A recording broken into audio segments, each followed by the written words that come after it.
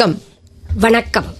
ஆகாஷ்வாணி புதுச்சேரி செய்திச் சுருக்கம் வாசிப்பவர் மலர்விழி. நாட்டின் இரண்டாவது நீண்டகால பிரதமராக தொடர்ந்து பதவி வகித்தவர் என்ற பெருமையை பிரதமர் திரு நரேந்திர மோடி பெற்றுள்ளார்.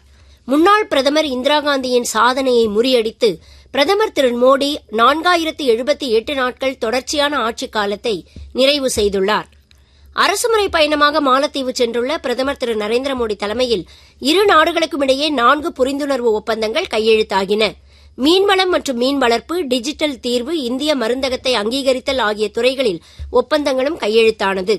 2027ஆம் ஆண்டு நடைபெறவுள்ள நாசிக் திரும்பகேஸ்வரர் சிம்ஹஸ்தாவிற்கான முன்னேற்பாடுகளை ரயில்வே அமைச்சகம் தொடங்கியுள்ளது.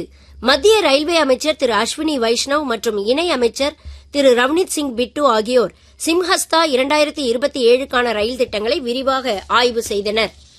புதுச்சேரி அரசின் செய்தி மற்றும் விளம்பரத்துறை சார்பில் கார்கில் வெற்றி தினம் நாளை கடைபிடிக்கப்பட உள்ளது. கடற்கரை சாலை பிரெஞ்ச் தூதரகம் எதிரில் அமைந்துள்ள போர் வீரர்கள் நினைவு சின்னத்தில் துணைநிலை ஆளுநர் மற்றும் முதலமைச்சர் ஆகியோர் மலர் வளையம் வைத்து அஞ்சலி செலுத்த உள்ளனர்.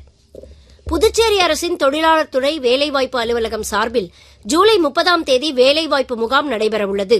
இதில் தனியார் நிறுவனங்களில் உள்ள 100க்கும் மேற்பட்ட காலி இடங்கள் நிரப்பப்பட உள்ளதால் பொறியியல், பட்டயப் படிப்பு, கலை மற்றும் அறிவியல் பட்டம் பெற்றவர்கள் இம்முகாமில் பங்கு பெறலாம் என அறிவிக்கப்பட்டுள்ளது.